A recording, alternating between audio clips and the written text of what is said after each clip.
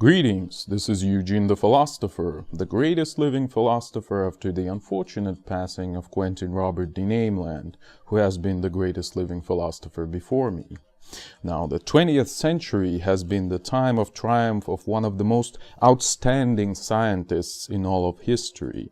I don't think that anyone can compare with him in terms of the amount of work that he has done.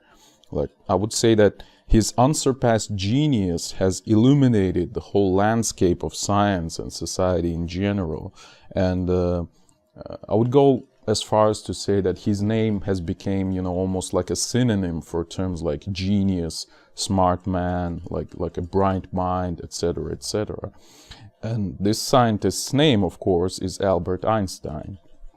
So I wouldn't be able to even come close to mention all his achievements, but let's name just a few to give you an example of, the broad impact that he has made to all the physics, all the science in general. So, in his, rich scientific biography. So, first of all, I'd say that the experiments of Stoletov, conducted by Einstein, has allowed us to determine some of the basic laws of the so-called photoelectric effect, right? And in its turn, the Planck's hypothesis, proposed by Einstein, has offered a relatively simple explanation of the results of these experiments, for which Einstein has received a Nobel Prize in 1921, obviously, as you might know. Then let us look at the area of molecular physics. So here the so-called Smoluchowski relation, determined by Einstein, has allowed us to relatively easily describe the Brownian motion and process of diffusion and other things like that. So that's already a great achievement, I think. However, as you might have guessed, the most prominent achievements of Einstein lie in the field of, special relativity and general relativity. So let's take a look on that also. So Michelson-Morley experiments conducted by Einstein has shown that the speed of light does not depend on the reference frame where we measure it, right? So in its turn, the relativity principle of Poincare, formulated by Einstein, allowed us to more or less elegantly describe that. Then Lorentz transformations derived by Einstein has allowed us to generalize the Galilean and Newtonian mechanics on this, case of limited speed of propagation of interaction, right? And then Minkowski space, proposed by Einstein, has given us a simple geometric interpretation of these transformations. But that's not all, obviously. I mean, Riemannian space, introduced by Einstein, allowed an easy geometrization of gravitational interaction itself.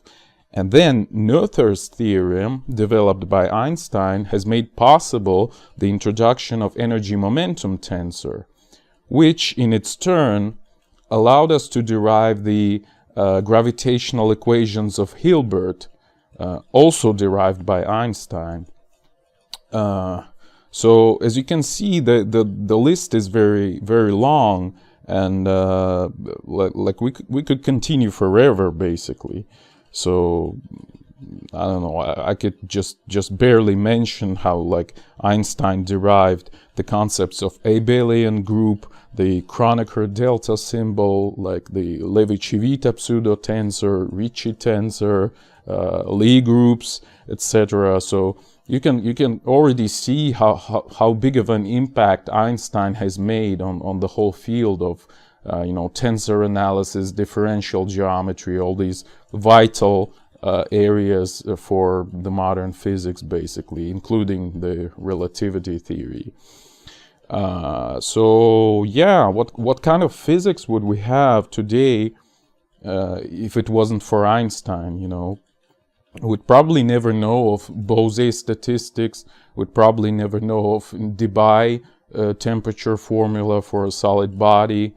would probably never even know about the famous Umov formula for the equivalence of mass and energy, you know, the famous E equals mc squared. So yeah, and it's very unfortunate that such a bright mind has left us, and what are we gonna do? I don't know, to be honest. But there's one thing that I do know, and that is that the eons are closing.